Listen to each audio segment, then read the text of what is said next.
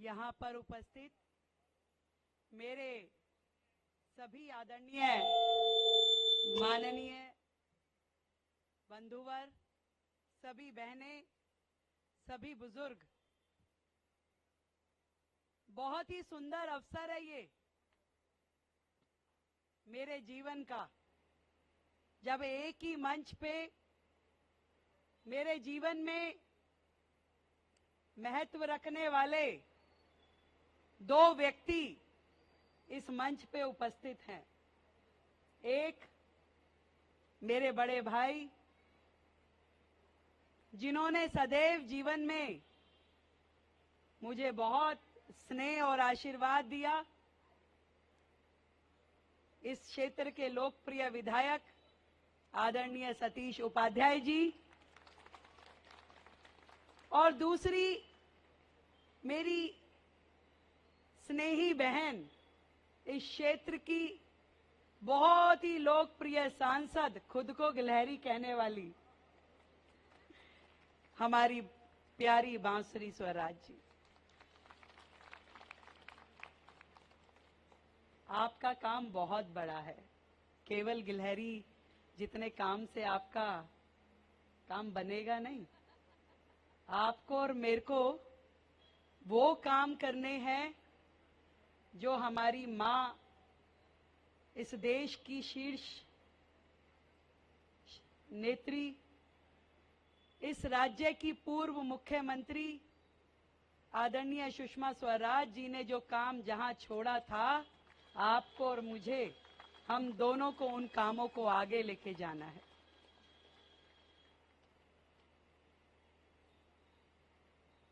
कुछ दिन पहले एक विषय आया, जब 1 महीने पहले इस सरकार ने शपथ ली, अपने ऑफिसेस को ज्वाइन किया, तो विपक्ष ने बड़ा शोर मचाया। भगत सिंह जी की तस्वीर, भगत सिंह जी की तस्वीर, हाउस को भी चलने ना देने की कोशिश की। राइट दीवार पे क्यों है, लेफ्ट दीवार पे क्यों नहीं है, पीछे क्यों है, आगे क्यों नहीं है, अनेक तरह की बातें मीडिया के सामने अपने आप का एक पूरा नाटक बनाने की कोशिश की गई। मैं आज इस मंच के माध्यम से, जब एक देश के शहीद पुत्र भगत सिंह जी की मूर्ति 2 साल से उनके विधायक क्षेत्र में टूटी पड़ी थी, तब उनके द्वारा गौर नहीं किया गया। उनके विधायक ने आके कभी इसकी ओर देखा नहीं। कभी किसी पार्टी के कार्यकर्ता ने ये नहीं कहा कि शिरोमणि भगत सिंह की ये मूर्ति को रिपेयर करना चाहिए, ठीक करना चाहिए। वो मन के भाव तब कहां गए थे? क्यों सतीश उपाध्याय जी को आने के बाद जैसे ही ये पता चला कि इस पार्क में ये मूर्ति खंडित है,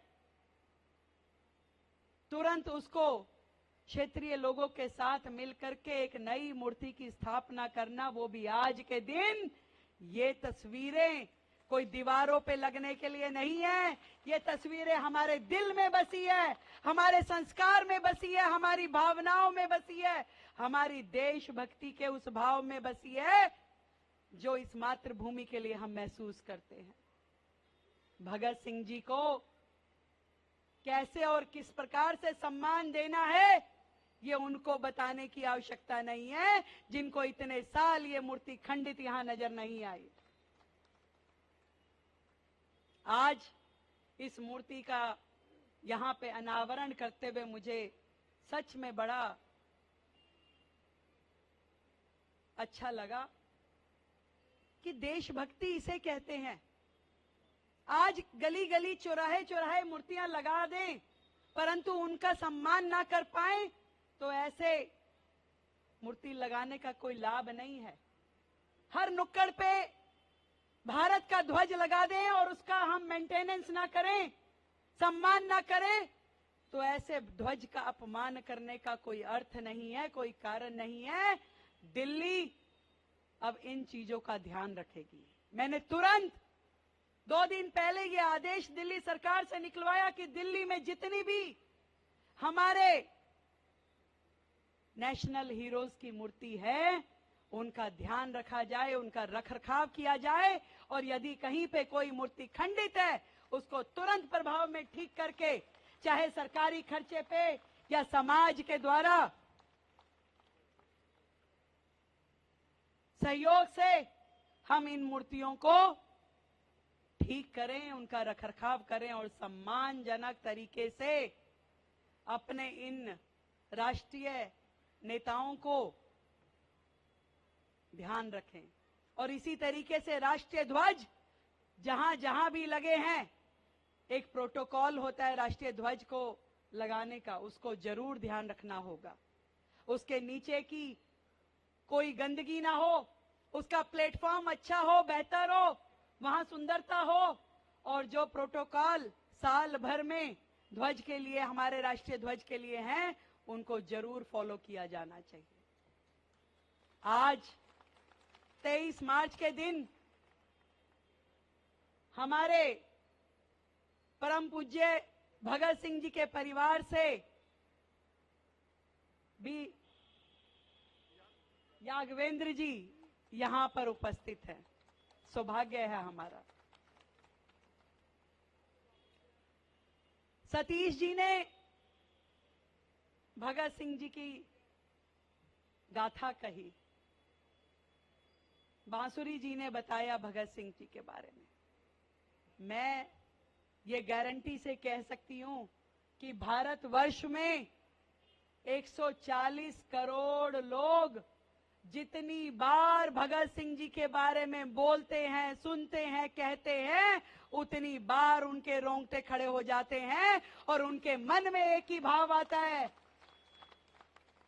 एक ही भाव आज भी हजारों युवाओं के दिल में है कि तन समर्पित, मन समर्पित और यह जीवन समर्पित चाहते हैं देश की धरती तुझे कुछ और भी दे, और भी दे। हर भारतीय के मन में देश के लिए, मातृभूमि के लिए कुछ करने का जज्बा है। पर मैं आज आपको ये बताना चाहती हूं कि जो आदरणीय भगत सिंह जी कर गए, राजगुरु जी, सुखदेव जी कर गए, वो करने का मौका हमें जीवन में कभी नहीं मिलेगा, कभी भी नहीं मिलेगा।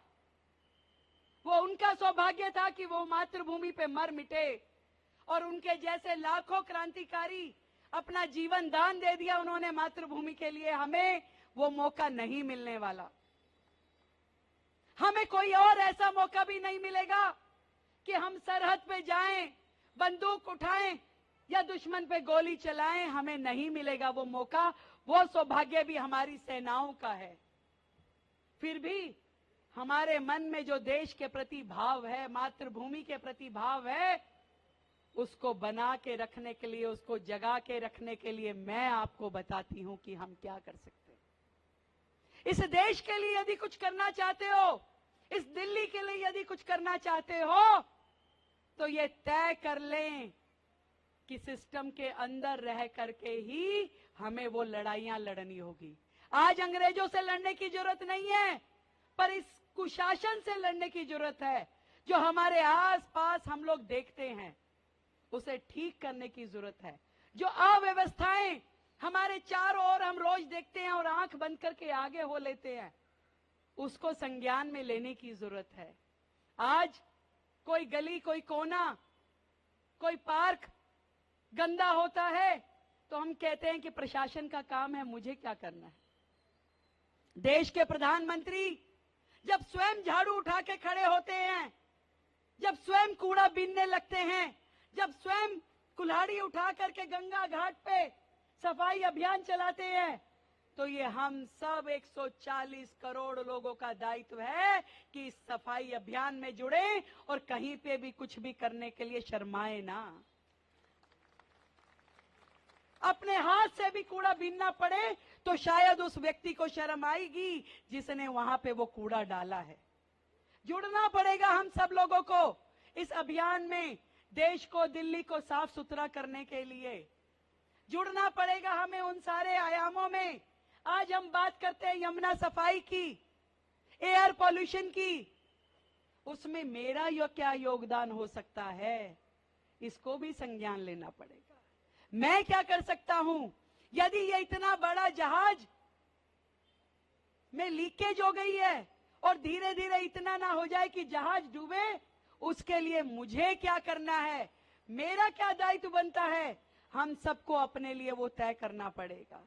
थोड़ा थोड़ा प्रयास, कहीं पौधा लगाना है, कहीं छिड़काव करना है, कहीं ब्राउन एरिया कम करना है, कहीं पे गंदगी ना फैले, धुआं ना हो, अपने पॉल्यूशन की चेकिंग करनी है अपने व्हीकल्स की।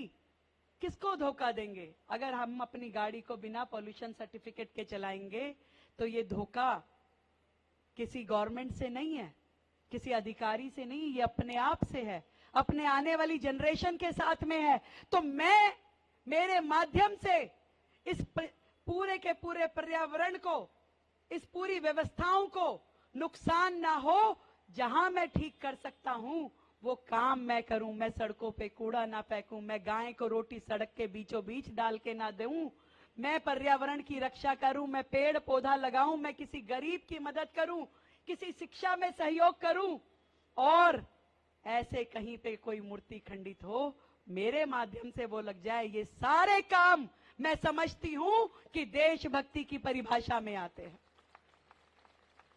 आज भगत सिंह जी, राजगुरु जी, सुखदेव जी अपना जीवन दान दे गए। हमें जीवन दान नहीं देना, देश के लिए मरना नहीं है, देश के लिए जीना है, देश के लिए जीना है। क्या करना है? देश के लिए, और देश के लिए जीना है तो देश में थोड़ा थोड़ा कुछ काम अपने जिम्मे भी लेके वो काम करना है। खुशी है मुझे आज इस मंच के माध्यम से मैं आप सभी से मिल पाई। बधाई देती हूं आदरणीय सतीश उपाध्याय जी को, जो पूरे मन के साथ में अपनी इस विधानसभा के कामों पे को करने के लिए लगे हैं। बधाई देती हूं पार्षद लीना जी को, जो एक बड़े ध्येय के लिए, एक बड़े लक्ष्य के लिए, विकसित दिल्ली के लक्ष्य के लिए भारतीय जनता पार्टी से जुड़ करके इस मंच पे आकर के खड़ी हैं। बधाई देती हूं, जोरदार ताली हो भाई। बधाई देती हूं अपनी सांसद जी को, जो दिन रात क्षेत्र की सेवा के लिए लगी हैं। बधाई देती हूं सभी अधिकारियों को, जो पॉजिटिव व्यू के साथ में इस देश की प्रगति में, इस दिल्ली के विकसित होने में मेरी भूमिका हो, उसके लिए दिन रात प्रयास कर रहे हैं। और आप देख पा रहे होंगे डबल इंजन की सरकार और यहां बैठी हुई ट्रिपल इंजन की सरकार। जब ट्रिपल इंजन की सरकार चलेगी तो वो गति कितनी बढ़ेगी ये आप भी समझते हैं। और इसका पूरा श्रेय यदि आपने नरेंद्र मोदी जी को प्रधानमंत्री बना के, बहन बांसुरी जी को सांसद बना के, मुझे मुख्यमंत्री बना के, सतीश उपाध्याय जी को विधायक बना के और लीना जी को पार्षद बना करके और ये पूरी टीम यहां खड़ी करी है, तो इसमें आप सबको धन्यवाद के पात्र हैं। आप दिल्ली का एक नया अध्याय आपके हाथों से लिखा जा रहा है। परसों विधानसभा में बजट पेश किया जाएगा। 27 साल के बाद एक बार फिर से दिल्ली के विकास की गाथा लिखी जाएगी। और जो बात सतीश जी ने अभी मुझे वरिष्ठ नागरिकों के लिए कही, सतीश जी परसों आने तो दीजिए, पहले पेपर थोड़ी ना लीक करेंगे।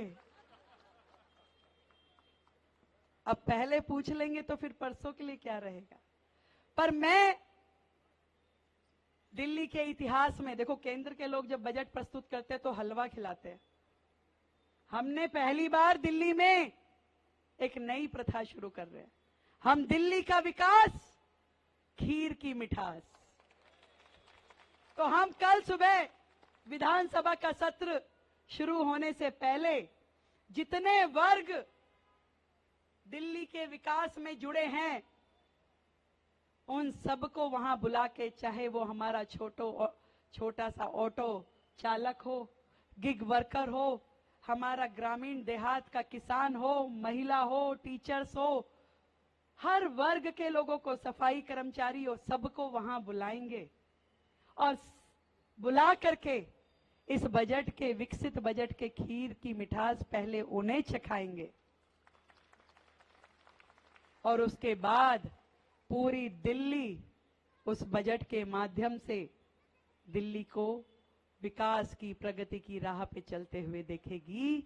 ये मैं आपको विश्वास दिलाती हूं। नरेंद्र मोदी जी के सपनों की दिल्ली, दिल्ली ने बहुत साल तड़पते हुए अपने आप को देखा। बहुत ढेर सारी आशाएं, आकांक्षाएं आपकी दिल्ली सरकार से है, हमसे है, और मैं आप सबको फिर से ये कहना चाहती हूं कि आप लोग धैर्य रखिए। ये जो गाड़ी अब शुरू होगी विकास की, ये रुकने वाली नहीं है। वर्षों वर्ष तक नरेंद्र मोदी जी के नेतृत्व में देश प्रगति करेगा और दिल्ली विकास करेगी। आप सबको मेरी ओर से बहुत ढेर सारी बधाई, शुभकामनाएं, और अपने शहीदों के चरणों में नमन करके उनका आशीर्वाद लेके हम दिल्ली को प्रगति की राह पे ले जाने के लिए तैयार हैं। बहुत